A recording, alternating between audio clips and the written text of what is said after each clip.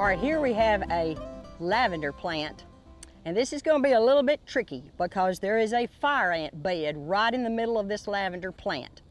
So this is going to take some courage. So instead of going straight all the way down to get a stem with a lot of leaves on it, I'm going to kind of pull one from the side here and hope that I can get up and out of here before they get after me. So I'm going to pull right here and go in and real easily cut and try not to make them mad.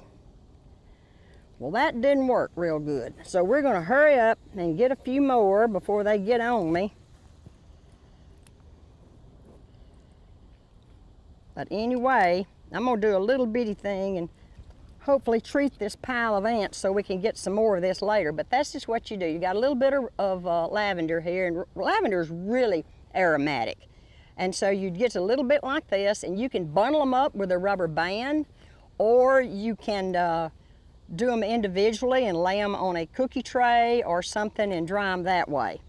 So either way works.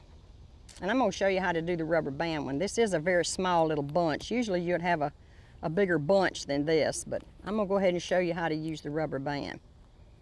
And hopefully you will have more lavender on your little plants and you won't have to sit in a fire ant bed.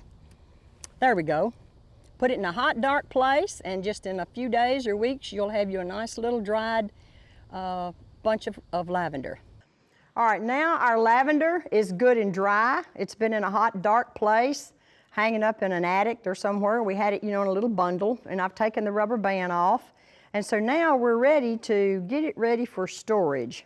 So we're going to pull the little leaves off, and actually I have found if you hold it from not the opposite end of the stem, because you see how the leaves are kind of this way, so if you hold it that way, you can pull the leaves off easier than going the other way.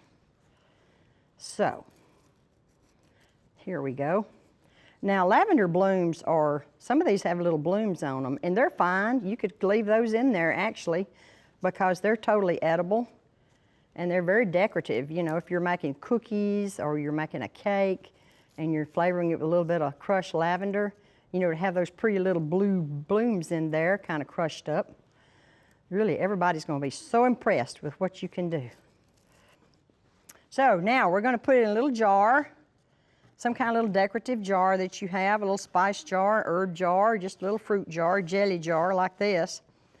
And we don't have a whole lot, but it's enough to flavor some cupcakes or some cookies or some cakes, or to make some nice lavender jelly. So here we go. Now you'll want to store this in something that's got a tight lid, and you want to put it out of the sun in a dark, kind of cool place, not next to the stove, not on top of the refrigerator.